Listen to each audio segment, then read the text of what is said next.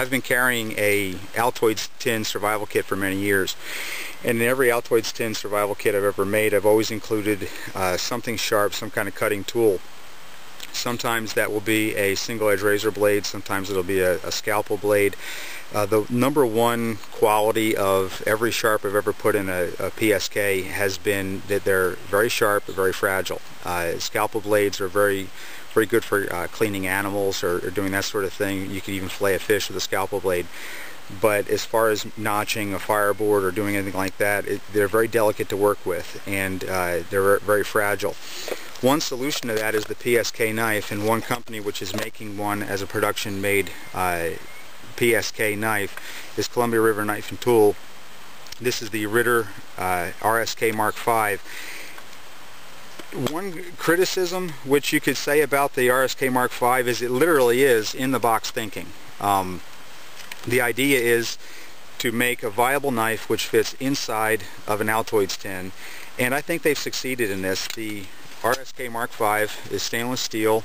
I forget what number of stainless it is. You can look that up on the internet. But the knife is very small, and it has enough of a handle that you can actually get a grip on it. There's several different grips that you can use with the Rsk Mk5 which are perfectly viable. One which I found very useful is take your middle finger, put it inside the skeletonized handle, and using the holes up at the tip you can pinch it, and you can use a pinch grip.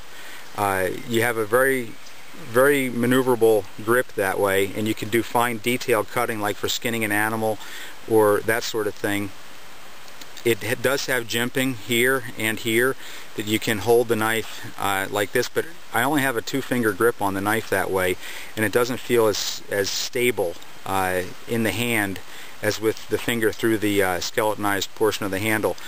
Another grip for power cutting, you can lay the knife right there on your hand, wrap your fingers around it, and you can use a chest lever grip very strongly with the Rsk Mk5. It's a very stable grip. If it's laid right there in the palm of your hand, you can really bear down on the knife, and it becomes very stable, and you can actually use it to make points or that sort of thing. This is a much greater improvement over a single-edge razor blade or a scalpel blade, though it does take up a lot more room, especially once you put the sheath on it. It comes with a small sheath, and it has enough retention that you could actually hang this thing from your neck as a neck knife, though I'm not really crazy about the idea because the retention is not as strong as I would like it for that application. But inside the tin, it is designed to fit inside an Altoids tin, and it actually comes with its own Altoids tin. You can build a kit inside. It's a good idea if you're going to carry only an Altoids tin. Obviously, if you're going to carry, if you're going into the bush, you should probably carry more gear than what you can fit inside an Altoids tin, or more of a knife than you would fit inside a box like this. But as far as knives that fit inside the box, this is a very good option. Now, if you're thinking and you're going to use the Rsk Mk5 as a PSK knife, the very first thing that you ought to do with it is to make yourself a handle. This is just a piece of embaúba wood which I've carved so it sets inside the skeletonized portion of the handle.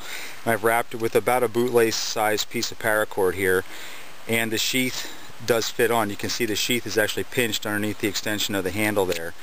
And once it's set up like this, all of a sudden the PSK knife, the Rsk Mk5, becomes a very viable knife. I've been making things all morning with this thing, and it's very stable, it's very sturdy in there in the handle. I wouldn't want a baton with it, especially because embaúba is kind of a soft wood. The idea being, once you get the knife outside of the box and you're going to depend on it to be used as a knife in camp or to do the various tasks you'd have to do, the very first task that you do is to make yourself a handle. And I made this handle exclusively with the Rsk Mk5, and it's very capable of doing that with the various holds you can do on the small skeletonized handle. But as soon as you have it into a regular sized hand-sized handle, the knife becomes very much more stable in your hand, much more versatile. Just to show you how the handle was done here, I'm going to take it apart rather than build it. There's a loop.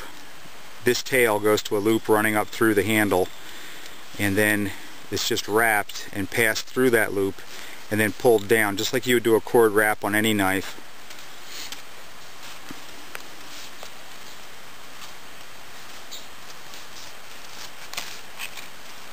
All the way through. Now I passed the loop up and then back through the hole in the handle, and then wrapped all the way around the entire knife and handle.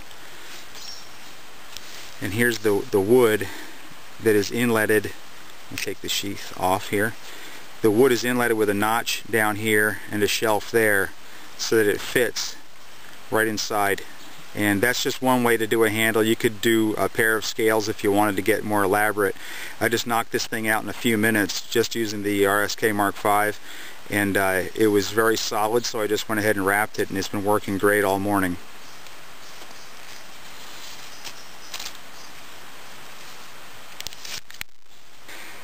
I'm very happy with it. I really like the way it works, both with or without the handle. It took a wicked edge. I had convexed this edge on sandpaper, so it's much sharper than it originally came. In fact, this, I hope you can see this, it definitely is sharp enough to shave with. So the CRK Columbia River Knife and Tool Ritter Rsk Mk5 comes in its very own Altoids tin. You can build a kit around, and it's a very viable knife. I'm very happy with this one.